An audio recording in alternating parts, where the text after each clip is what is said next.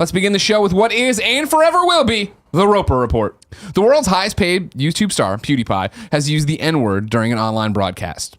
The 27-year-old Swede, real name Felix, and how do you say it? Kielberg? I want to keep just calling him PewDiePie from here on. Could be heard using the racial slur while he was playing a video game during a live streaming, is what it says. He's playing PUBG for the record. After using the term, he appeared to recognize his error, saying, "I don't mean that in a bad way." Sean Vanneman, whose Campo Santo studio develops the game Firewatch, tweeted that he intends to file a DMCA, Digital Millennium Copyright Act, reports in an attempt to remove all videos and streams of PewDiePie playing his company's title. Number 2, Destiny 2 is slaying. Over at gamesindustry.biz, they have the UK charts. Destiny 2 is the biggest launch of the year so far, but its first week sales are down almost 58% compared to the original. Interesting. Right? It is the latest major sequel on this console generation that has struggled to live up to its predecessor, following in the footsteps of Watch Dogs 2 and Titanfall 2. However, it's important to note that digital is taking an even bigger slice of the console market, and this data does not include digital figures. Furthermore, the original Destiny was also released on PS3 and Xbox 360, whereas the sequel has not been. Number 4 is more Switch stuff. Switch might be getting achievements. This is via IGN. During a Reddit AMA, the team behind Licksphere, which is coming to Switch, were asked about whether the game supported online rankings.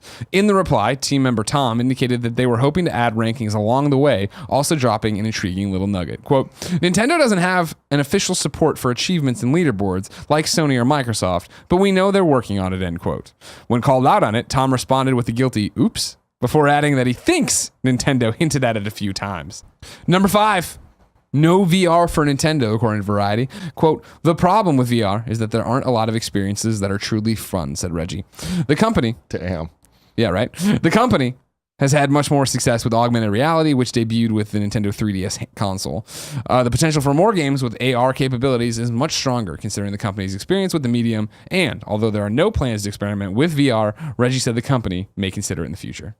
Number 2. So this story comes from Tech Radar. Apple looks keen to make a big gaming push with new Apple TV 4K set-top box, revealing it's poached a key studio from core console platform holder Sony. That game company, the dev behind the critically acclaimed Journey, is developing its title Sky exclusively for Apple platforms. Sky is a multiplayer-focused adventure game, clearly taking its cues from the artistically inclined Journey. Players will fly above the clouds in social groups, traveling to dark temples and bringing light to these dangerous corners of its world in order to summon magical creatures. Number 3, SNES classics are coming. More of them. This is via a press release from Nintendo. Due to incredible demand for the upcoming Super Nintendo Entertainment System Super NES Classic Edition, what a terrible name, Nintendo plans to ship the retro-inspired product into 2018.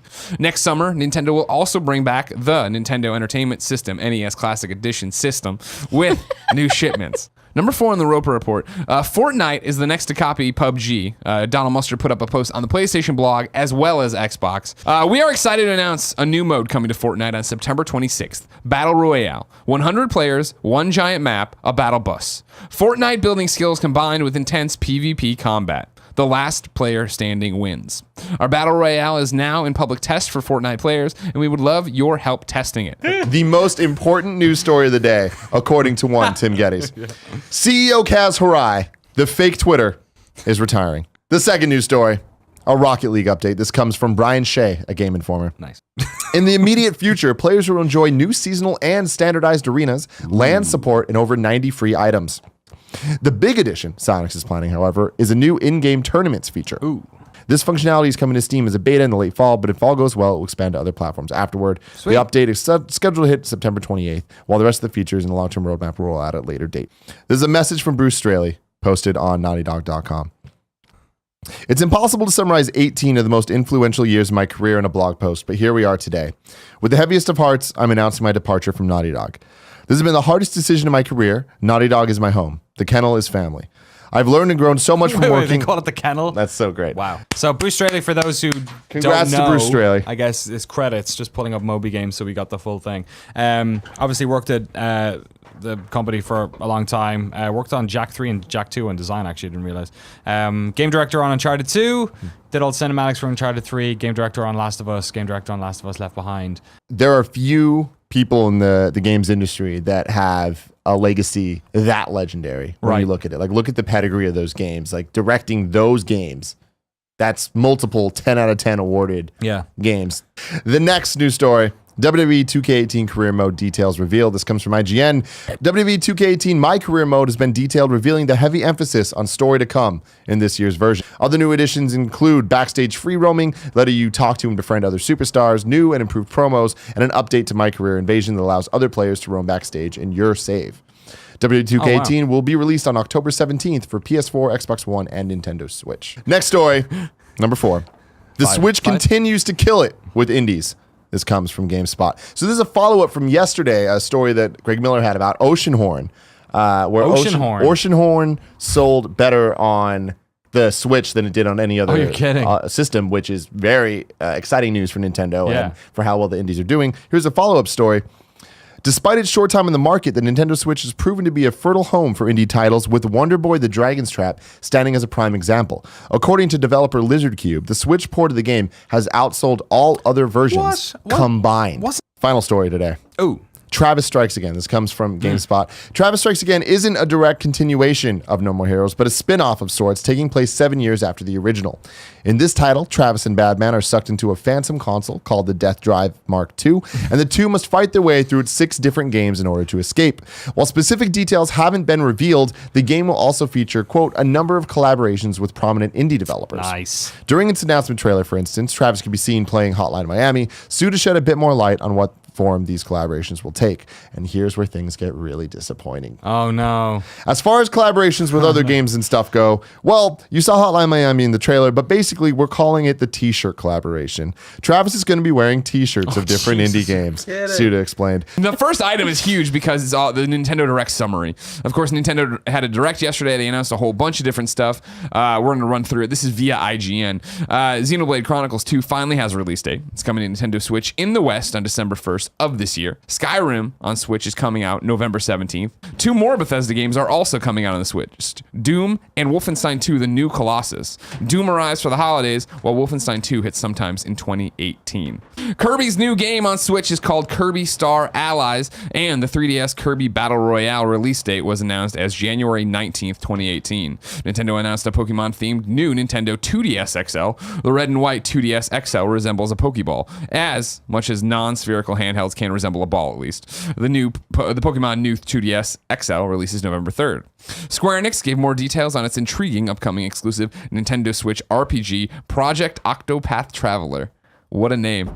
A demo for the game is available right now in the eShop. Mario Party is making a novel return by the way of Mario Party, the Top 100 for Nintendo 3DS. Minecraft continues its march towards total domination, now available on 3DS for the first time, meaning right now, this instant, Minecraft is available for download on the eShop. A physical edition has been announced, coming at a later date. Nintendo also revealed the first MOBA on Switch, Tencent. Yeah, I'll make sure there's no weird letter in there to throw me off. Arena of Valor. The game previously launched on mobile and has 35 heroes in a slew of different modes. A free beta is coming to Switch as well, but no firm release date announced. There's also a Super Mario Odyssey Switch bundle. This is coming out on the 27th, the same day as the game. Arcade Archives, Mario Brothers will launch on Switch on the 27th. Players can share a Joy-Con to play, and visual details from the arcade version have been presented and preserved and included, according to today's presentation. Future games coming to the Switch, because they announced this like arcade series. It's not Virtual Console, it's Arcade Archives. Future games coming to Switch via versus Super Mario Brothers versus Super Mario Brothers, versus Balloon Fight, versus Ice Climbers, versus Pinball, versus Clu Clu Land, and more. Nintendo says all these games will contain subtle differences, not in other versions. Number 1!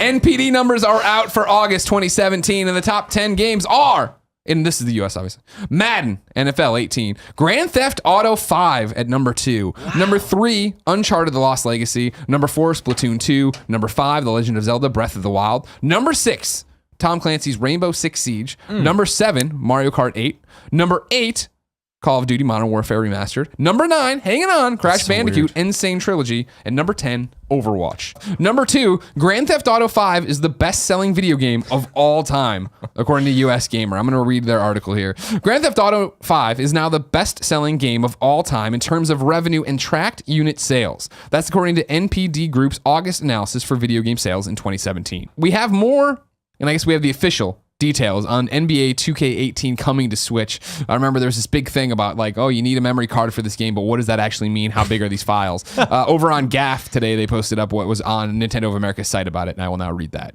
A micro SD card sold separately is required to download NBA 2K18 for Nintendo Switch. In addition to 5 gigabyte per save file on the system memory. Please have the micro SD card inserted before beginning the game download and ensure that you have at least 5 gigabytes of system memory not on a micro SD card available. Below are the storage space requirements. Initial software download after purchase, 6.8 gigabytes. Additional software update, 16.1 gigabytes. Save file. It's a big day one patch. That's a big patch. Save file, 5 gigabytes system memory per save file. Please note that a micro SD card is required for both digital and physical versions of the game. Additional information about this requirement is located in the game packaging and in the Nintendo eShop/game store. Number 5 is a lengthy one, and I'm going to read and cherry pick from it. Basically, Cliff Bleszinski, friend of the show, and of course, Boss Key, makers of Lawbreakers, has an awesome fucking interview over on GameSpot.com. And if you love stuff like this, where, hey, this isn't going right, this isn't what we thought Lawbreakers was going to be. It's a great read. I'm cherry picking and jumping around, but I'm going to read you parts of this so we can talk about it. Okay, so back to GameSpot. Cliff Bleszinski knows the player figures for Lawbreakers right now are low, but he isn't losing faith. Games can be slow burners. Just look at Warframe as an example. And developer Boss Key has big plans to get lapsed players back to return and bring in new ones. In an interview with GameSpot this week, Bleszinski spoke frankly about Lawbreakers. He told us he's been humbled by the low player figures. He talked about the mistakes he made in the direction of the game. He said launching near Destiny season probably didn't help, and he said he wants to be less of a dick with interactions with people online. Until next time, be good to each other. It's been our pleasure to serve you.